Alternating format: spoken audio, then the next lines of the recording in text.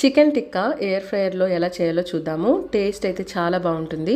కొత్తగా చూసే వాళ్ళు ఛానల్ని సబ్స్క్రైబ్ చేసుకోవటం మర్చిపోవద్దు. అండ్ అలాగే వెదర్ కూడా చక్కగా చల్లగా ఉంది కాబట్టి సాయంత్రం పూట ఈ మంచి స్నాక్ ఐటెంని ఎంజాయ్ చేయొచ్చు ఎవరైనా కూడా. అలాగే పిల్లలు పెద్దవాళ్ళు జాగ్రత్తగా ఉండండి. అందరికీ ఫీవర్లు అలాగే కోల్డ్ చాలా రెగ్యులర్గా ఇప్పుడు ఉంటుంది. సో బేసిక్ మెడికేషన్ని దగ్గరుంచుకోండి.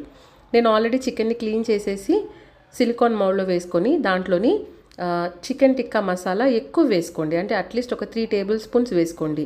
జింజర్ గార్లిక్ పేస్ట్ బదులు నేను పౌడర్ని యూజ్ చేస్తున్నా. జింజర్ పౌడర్ని, గార్లిక్ పౌడర్ని, సరిపడా కారము, అలాగే గరం మసాలా, ధనియాల పౌడర్, పెప్పర్ పౌడర్, అలాగే సాల్ట్, ఒక చిన్న ముక్క నిమ్మకాయ, అలాగే కాస్త పెరుగు కూడా జస్ట్ ఒక్క టీ స్పూనే వేయండి. ఎక్కువ వేస్తే మనం కుక్ చేసేటప్పుడు వాటర్ రిలీజ్ అయ్యి మరి ఎక్కువ కుక్ అయినా కూడా చికెన్ అనేది గట్టిగా అయిపోతుంది అనమాట.